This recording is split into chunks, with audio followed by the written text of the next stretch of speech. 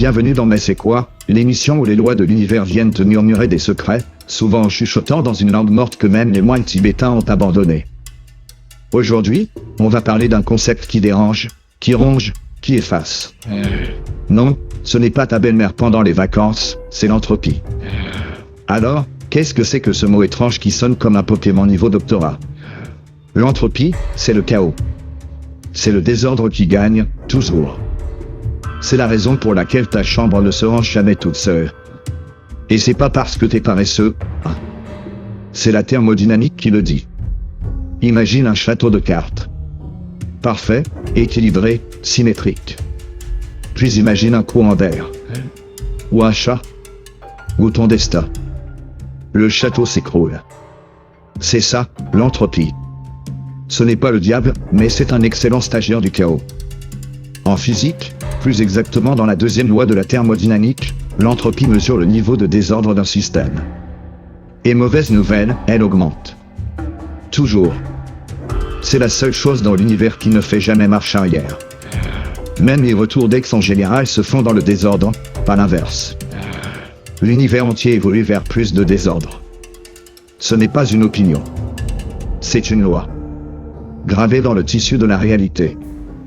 Même ton café refroidit à cause de ça.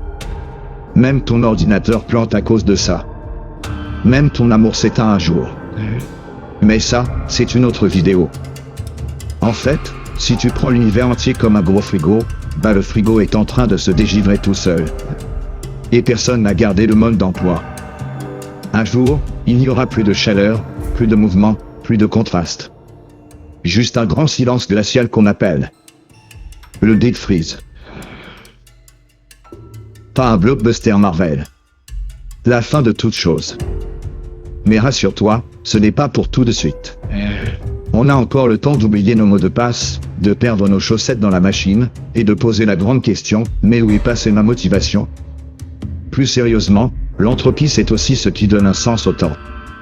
C'est à cause d'elle qu'on ne peut pas rembobiner la réalité. Même si tu regrettes ce message vocal de 3 heures que tu as envoyé à ton ex à 2 heures du matin. Sans entropie, tout serait figé. Symétrique. Sans avant, sans après.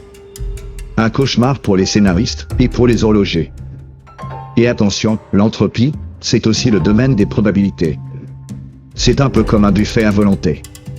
Tu peux tout prendre, mais il y a 98% de chances que tu finisses avec une indigestion. En résumé, plus l'entropie est grande, plus un système est désordonné.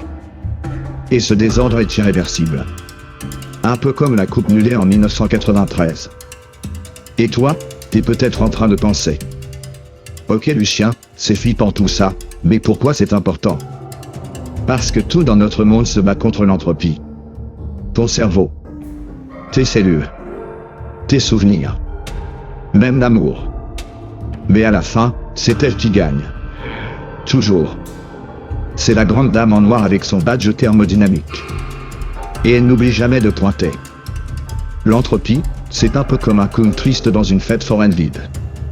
Il rit, mais on sait qu'il va finir par tout démonter, ballon par ballon. Et pourtant, sans elle, rien ne changerait. Pas de transformation. Pas de vie. Pas de toi. Alors, la prochaine fois que tu regardes un vieux souvenir se faner, pense à elle. L'entropie. Et souris. Car au moins, elle ne change pas d'avis.